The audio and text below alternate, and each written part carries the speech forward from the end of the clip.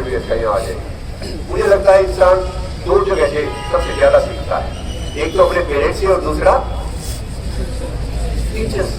किसी भी बड़े आदमी से आप बात करें तो उससे पूछेंगे कि आपके टीचर कौन थे, तो देखना वो 100% यही कहेगा, हमारे तो वो वाले मास्टर जी क्या मतलब के इंसान थे भाई, मैं तो जो बिल्कुल हूँ किसकी वजह से हूँ, टीचर की वजह। इसलिए मैं आपसे अनुरोध करना चाहता हूँ भाई टीचर्स का जितना सम्मान किया जाए।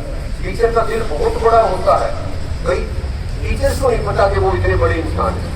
मैंने वहाँ अमेरिका में भी इस तरह का देखा, और एक एग्जाम्पल यहाँ का देना चाहता हूँ। आपके यहाँ है ना गाँव है नजदीकी, उस गाँव में सर डिप्टी कमिश्नर को चीफ गेस्ट बुला रखा, वो स्टेज के ऊपर बैठे और बैठे बैठे उन्होंने देखा एक बुजुर्ग बैठा, कहता ये राम कुमार जी है क्या? कहता हाँ हाँ मास्टर जी हैं। कहता ये तो मेरे टीचर रहे। और वो डिप्टी कमिश्नर नीचे उतरकर मास्टर जी के पास गए, उनके पैर छुए, पैर छू कर उनको स्टेज पर लेकर आए और स्टेज के ऊपर अपने साथ बैठाया और कहने लगे कि मैं एक बात आपको बताना चाहता हूं जो मेरे मन में आज तक छिपी हुई है। क्या बात बताई उन्होंने, सुनने लायक है। कहने लगे जब मैं 8वीं क्लास में था मुझे नई घड़ी लेने का बहुत ज्यादा शौक था, और हमारी क्लास में एक लड़का नई घड़ी लेकर आया। हम सारे के सारे उसके ऊपर इकट्ठे हुए थे कि चाबी कैसे बढ़ते हैं, कितने बजे है, कैसा रंग है, कितने की आई है। हम ये बात कर ही रहे थे कि इतनी देर में मास्टर जी आ गए। तो जैसे ये मास्टर जी है भाग भाग के हम अपने अपने फर्श पे बैठा करते, बेंच तो वहां नहीं करते उन दिनों, और हम अपने अपने उस पर बैठते। मास्टर जी पढ़ाते थे भाई, मेरी नीयत खराब थी और मैंने उस बच्चे की वो घड़ी जो उसे बहुत ज्यादा पसंद थी और नहीं थी, क्योंकि मेरा शौक का नहीं घड़ी का, मैंने वो घड़ी चुरा ली। और घड़ी चुराते ही वो बच्चा खड़ा होके, जब उसने देखा ना तेरे बैग में घड़ी नहीं है, तो खड़ा होकर रोने लगे। मास्टर जी ने पूछा क्या हुआ बेटा? कहता जी मेरी घड़ी किसी ने निकाल ली बस्ते में से। कहता हाँ कब तक थी तेरे पास? कहता जब आए तब हम सारे बच्चे उस घड़ी को ही देख रहे थे, आपके डर के बारे में। अच्छा इसका मतलब घड़ी किसमें है?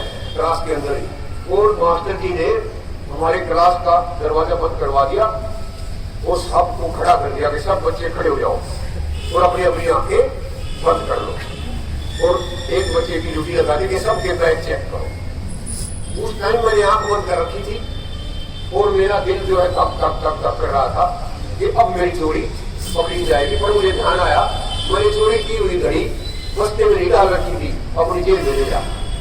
सारे बच्चों की तलाशी हो गई, घड़ी नहीं मिली।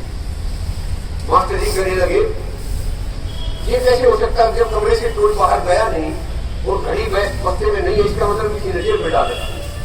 तुम सारे बच्चे यहीं के यहीं खड़े रहो, हर बच्चा आंख बंद किए हुए मेरे पास आएगा, मैं खुद तलाशी लूंगा। और जब मास्टर जी ने ये कहा तो मेरा तो बुरा हाल हो गया, पसीने आ गए मुझे।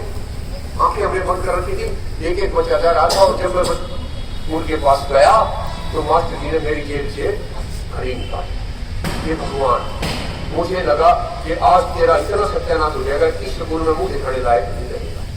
लेकिन मास्टर जी की ग्रेटनेस देखो, इन्होंने आज तक किसी को ये नहीं बताया कि वो घड़ी मैंने चोरी की। अगर इन्होंने बता दिया होता तो मेरी बेइज्जती तो होती होती, घर पे पिटाई होती, हो सकता है मुझे स्कूल छोड़ना पड़ता, कहाँ का डीसी बनता, मेरा तो सत्यानाश हो जाता। मैं अगर डीसी हूँ तो आज सिर्फ और सिर्फ किसकी वजह से हूँ? मास्टर जी की वजह से।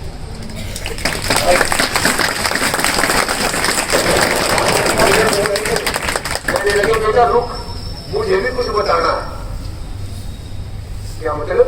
कि बैठी लड़की की तो कुर्सी में उठा दिया, मास्टर जी आ गए माइक पे, कहते हैं भाई मैं पहली बार बता रहा हूँ, जिस दिन मैंने तलाशी ली ना उस दिन बच्चों ने आंख बंद नहीं कर रखी थी, मैंने भी आंख बंद कर रखी थी। मुझे आज पता लगा है वो घड़ी किसी ने चोरी की, क्योंकि अगर मुझे पता लग जाता कि इस बच्चे ने चोरी की है तो उस बच्चे के प्रति मेरा लगाव कम हो जाता। इसलिए मैंने अपनी आंख बंद कर ली। घड़ी जरूर मिल गई पर मुझे आज तक ये नहीं पता था।